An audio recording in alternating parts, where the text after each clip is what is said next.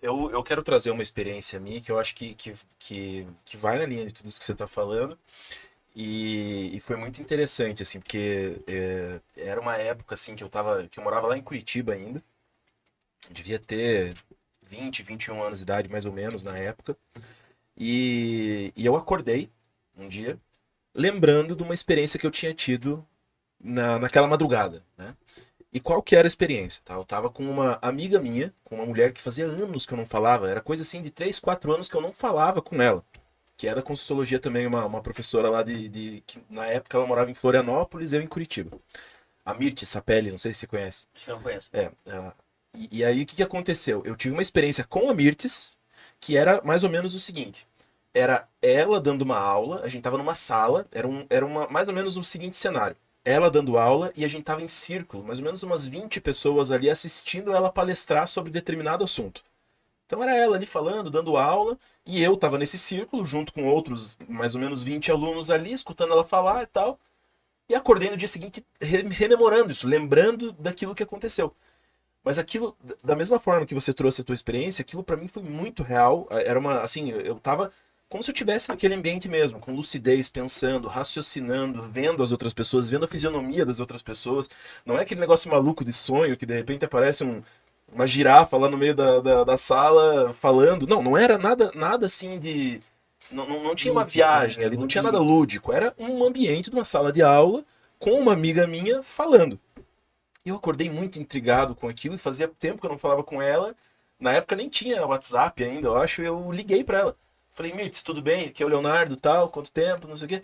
Você lembra de alguma coisa nessa madrugada? E o interessante foi que assim, eu liguei pra ela com o olhar de um pesquisador. E eu falei assim, Mirtz, aconteceu alguma coisa essa madrugada? Você lembra de alguma coisa dessa madrugada? E não falei o que eu tinha vivenciado, o que eu tinha lembrado. E ela me descreveu a mesma cena que eu. Fazia 3 4 anos que eu não via ela. Ela morava em outra cidade. Fazia 3 4 anos que eu não via ela. Eu perguntei pra ela, o que aconteceu essa noite? Você lembra de alguma coisa?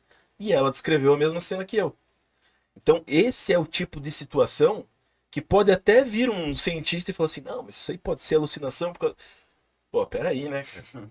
Eu acho que é mais fácil ganhar 3 vezes seguida na Mega Sena. Você tem as hipóteses, mas existem fatos que corroboram mais com uma hipótese. Pode ser que seja um sonho, pode ser. Mas e os fatos estão mostrando? Eu acho que é mais fácil ganhar umas 3 vezes seguida na Mega Sena Mas do que ter essa alucinação Mas que é um conjunta. exemplo essa semana. Essa semana eu também tive, porque a gente também, mesmo que estuda essas questões fora do corpo e questão de parapsiquismo, às vezes, eu falo por mim, a gente, como pesquisador mesmo, fica em dúvida o que é real, o que não é e tudo mais. E aí eu tive uma experiência essa semana que eu tive uma projeção com uma amiga minha também, que mora em outra cidade, que ela tinha tido uma questão ali de um acidente de carro. E eu e até o acidente tinha sido sério, assim, mas eu falei, tá. Eu até acordei e falei, deixa assim, só anotei lá o que eu tinha sonhado, mas fiquei quieto.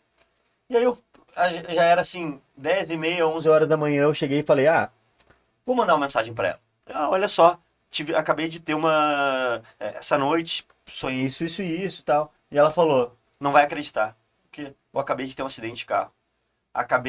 Meu carro rodar na pista e bateu, mas não machuquei, só o meu pneu aqui estourou, não sei o quê. Então, assim, são coisas que...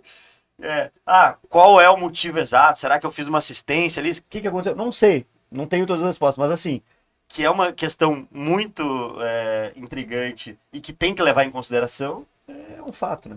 Agora, tem um ponto legal também a gente poder comentar, é o seguinte, quando a ciência ela é muito cética, por um lado isso é muito bom, que ela também não aceita tudo muito fácil, isso é um lado sadio, mas tem pesquisadores também que eles entendem, e eu até vou fazer um papel diferente aqui, né, vamos dizer assim, de discordar, no sentido não de discordar do que a gente está falando, mas por exemplo, certos pesquisadores têm certa resistência com esses fenômenos, por quê? Muitas vezes eles chamam a chamada criptominese. Você já ouviu falar desse termo? Criptominese. Cripto vem de escondido, oculto, e como se fosse uma memória oculta. Então, um caso, para vocês terem uma ideia, que para mim ficou muito marcante quando eu estava estudando sobre isso, foi de uma pessoa que ela estava em estado de hipnose, e ela escreveu num idioma, se não me engano, chamado oscano, que é anterior ao latim, um negócio assim. Aí ele escreveu e falou, mas como é que você escreveu isso? Não, eu não faço ideia, eu nunca estudei nada nesse sentido. E aí um pesquisador ali muito intrigado foi querer saber que caso, como é que esse cara conseguiu escrever nesse idioma tal, perdido e tal. Aí descobriram que anos depois, que anos antes daquilo, ele estava numa biblioteca e ao lado dele tinha uma pessoa com um livro aberto na página que ele escreveu. Mas veja, como a nossa Caraca. consciência é poderosa. Mesmo assim, ele do lado tinha alguém com um livro aberto naquela página. Ele não tava lendo. Ele não estava lendo, mas teoricamente ele conseguiu captar o que estava ali e anos depois conseguiu traduzir. E ele transcreveu essa página. Transcreveu essa página Durante a hipnose. durante a Isso episódio. mostra que em tese, pelo menos é uma hipótese de referência a isso aí, que a gente guarda praticamente todos os Claro. estímulos no nosso cérebro e que isso possa ser recobrado em algum momento. Não é nem só do cérebro, da própria consciência, que transcende o cérebro. Não, sim, né? Sim. com Mas, por exemplo, certas pessoas em transes podem perguntar assim, mas vem cá, do teu trabalho até tua casa, quantos posts tem? Já teve resultados da pessoa falar, exatamente no estado de hipnose, quantos posts, depois o pesquisador ir lá contar, e o número de posts estava certo. Então, a nossa consciência ela é muito poderosa. E isso... Mas, Alexandre, só... Não, só dizer, muitos cientistas eles usam isso como pretexto para dizer, não, o que você falou aqui é legal, tem sentido, mas no fundo deve ter alguma coisa da consciência que explique aquilo que não seja aquele fenômeno. Mas certos fenômenos chamados parapsíquicos ou do sexto sentido, mesmo a criptomnésia não tem como você explicar ela.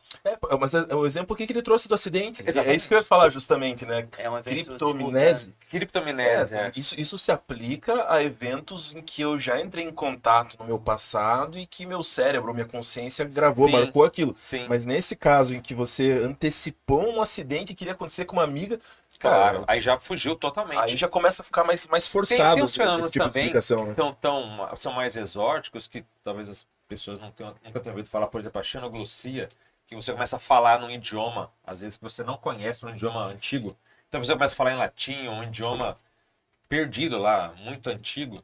E esse fenômeno da fala, muitos pesquisadores, inclusive gente, como o próprio Ian Stevenson, que estudou o tema de criança, que lembra de vida passada e tal, ele estudou, falava, ó, esse fenômeno da fala, de que você fala idiomas que você não conhece, por exemplo, não tem como ser a criptomnésia. Ele falou, isso aí não existe.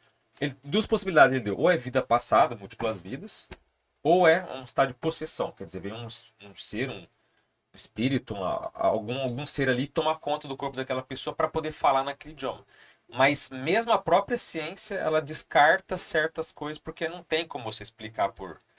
Mas aí você veja que a ciência, quando ela não tem uma explicação plausível para isso, por exemplo, esse pesquisador chegou na conclusão que ou é vida passada ou é uma Mas possessão. ele era aberto aquilo. Não, né? mas eu digo assim, veja que vão ter muitos cientistas que vão falar, não, mas deve ter alguma coisa do cérebro que explica isso. Isso. É uma crença, Isso é uma Sim, né? exatamente. Isso é uma crença. Ele não sabe explicar, mas ele joga por alguma coisa que Ele joga. ainda É mais confortável, física. que é mais fácil né, ele falou, não, é mais fácil eu falar que que a gente não sabe, mas tá no cérebro, que é algo que eu conheço, do que algo completamente que eu E assim, se a gente parar pra pensar, é compreensível também até certo ponto, porque até então, tudo relacionado à vida após a morte, Não tava... tem uma confiabilidade. E sempre né? era uma questão dentro da religião. Da religião. Da religião, e qual que é o grande problema na questão da religião? Porque a religião é uma verdade absoluta, e tá escrito aquilo e acabou. Dogma. Então, a ciência, ela tem o seu papel, como você mesmo falou, de, olha, eu não posso simplesmente falar que ir na ideia de qualquer coisa, porque não dá.